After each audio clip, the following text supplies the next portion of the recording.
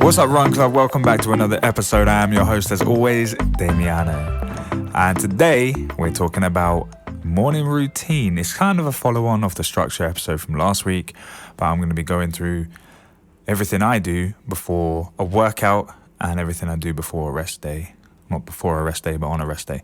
Anyway, before that, if you want to follow us on any social media or get in touch with us, you can. The Instagram is the Run Club Podcast. The TikTok is the Run Club WDC. And if you want to contact us via email, you can also do that. It is the Run Club WDC at gmail.com. Now, with all that out of the way, let's get into today's episode. So, morning routine. You have to have a morning routine, I believe, for your workouts. And for me personally, that involves I wake up. What I used to do is I'd wake up at sort of 7 o'clock. I'd take my medication for my autoimmune disease, and I can't eat between 30 minutes to an hour after I've taken that. But I completely disregard that, which is probably why a lot of the time I feel like the medication doesn't work. And then I'd get on with the rest of it. But recently, my morning routine has changed. I've been waking up for my long runs and my easy runs at about 5 o'clock, which then gives me time to take my medication at 5. So between 5:30 and 6, I can then have my first coffee of the day. And that will it will perk me up, and it will also, if I'm feeling sort of heavy or full or bloated or whatever, it will help to relieve that and allow me to sort of go to the toilet before I get my workout on. And for anybody that is a runner, or anyone listening to this that isn't a runner, or just anyone that's a sports person, you know that it is the worst trying to go for a run or working out in the gym when you feel heavy or when you feel, full.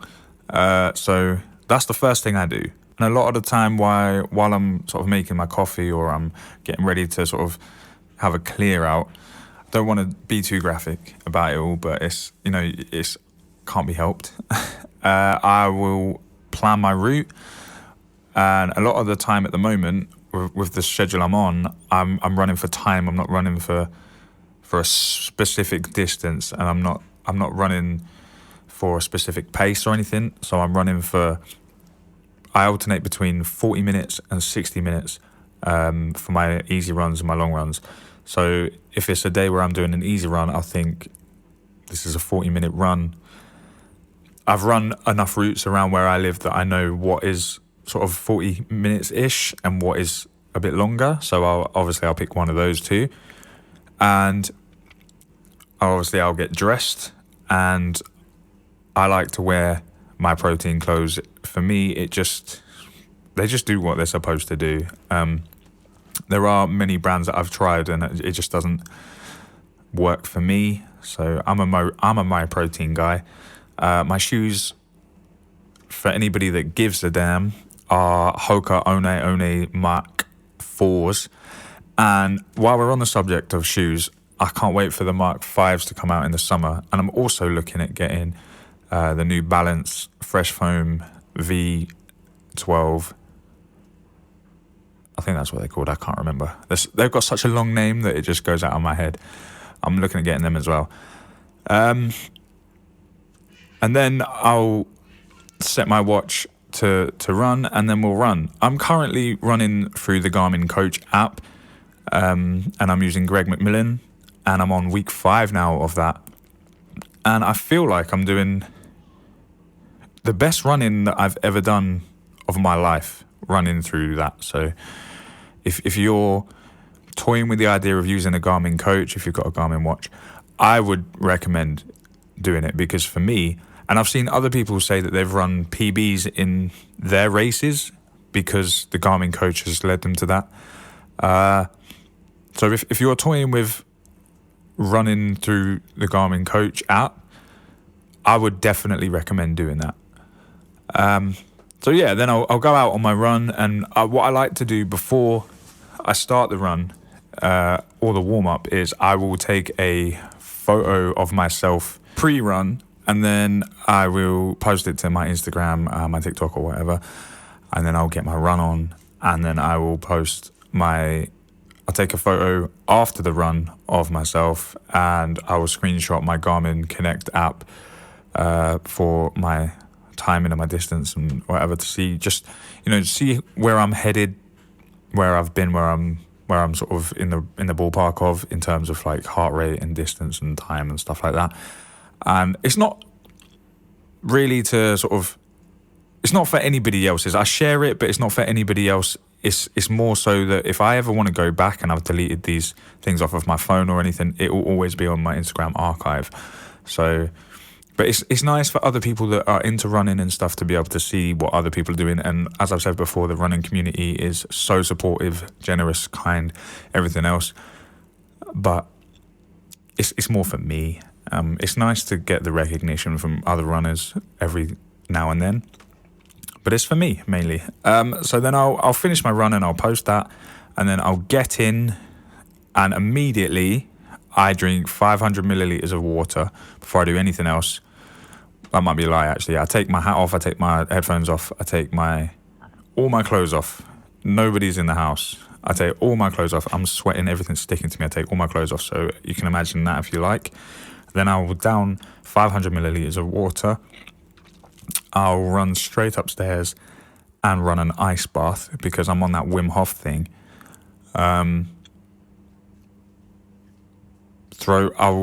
water doesn't run as cold as it should, so we tend to throw ice blocks in there. We have tons of ice blocks in the freezer, so I just throw them in, and I'll sit in the ice bath for about 10 to 15 minutes. And let me tell you, for a long time, like I've seen Wim Hof for God knows how long, and I never really thought that what he was sort of preaching about the cold was anything, really. I didn't think there was anything in it until I tried it.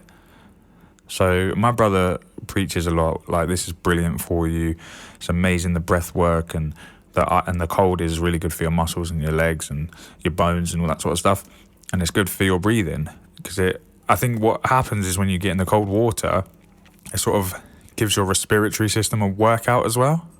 So I started doing that. That's part of my routine now. So every run, whether I've done a short distance or a long distance, every run is jumping in there in the cold water for 10 to 15 minutes, and then I get out, dry off and everything. And then this is a common thing that I like to ask people: do you wash in a cold bath, or do you then have a proper bath or shower later on in the day where you do wash yourself and your hair? Because before I started doing it, I typically wash in the cold, but like other people I know don't. And if you've got a specific way that you have cold baths, let us know on the Instagram, or I'll put it on the Spotify questions this week, and let me know, because it is kind of a weird one, because it's the idea of washing in cold water. It for me, for a lot of the time before I tried it, it was like the cold, because you wash your dishes in hot water, you bath and shower in hot water. So for me to sort of jump in a cold bath to begin with and be like, do I wash now or do I just sit here? But I figured I might as well wash. I'm in the cold, so whatever. Nobody else is here. I'm not in like a specific ice bath. So it's my personal bath, So that's what happens. Then we jump out, get dry, get clean, get dressed, and then I come downstairs, and typically after a workout, I will have porridge with oat milk in it and whatever fruit I've got in. Typically it's strawberries, blueberries, bananas, but it can alternate depending on what we have in and what we don't have in. And then I will top that with a generous helping of honey, just because I love honey. And generally I will be drinking water at the same time, because I found, for me, with my autoimmune disease, keeping hydrated has really helped, and eating sort of cleaner has really helped me to sort of be more in my own brain. Because a lot of the time, if you've heard the word brain fog, it's like that on steroids. But since I've started drinking a shit ton of water and eating a lot cleaner, it's a lot less than it ever was before, and I've suffered this for years. So it's nice to sort of feel a bit more clarity in my head. So that is my morning routine when I'm working out. On rest days, it's almost sort of the same, just without the ice bath. It would generally be a warm bath or a hot bath anyway. And in those days, on rest days, I like to sort of do a bit of yoga instead of the running. And I like to sort of use the foam roller to roll out my legs as much as I can and my back. And then sort of just plan for the next workout, really. So I'm always looking on Strava for new routes. I'm always looking on YouTube for more running content. A lot of the time, my mornings or my rest days are spent watching the running channel, or they're watching Nick Bare. Just anything to do with running, GTN network or whatever. It's just anything at the moment. It's consuming me. I'm a bit obsessive with the running thing. I'm always looking at new shoes, new watches, new heart rate monitors, anything like that.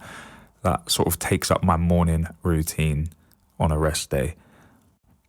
I prefer my morning routine on a workout day because I feel like I'm actually doing something, and it makes me feel better in the long run.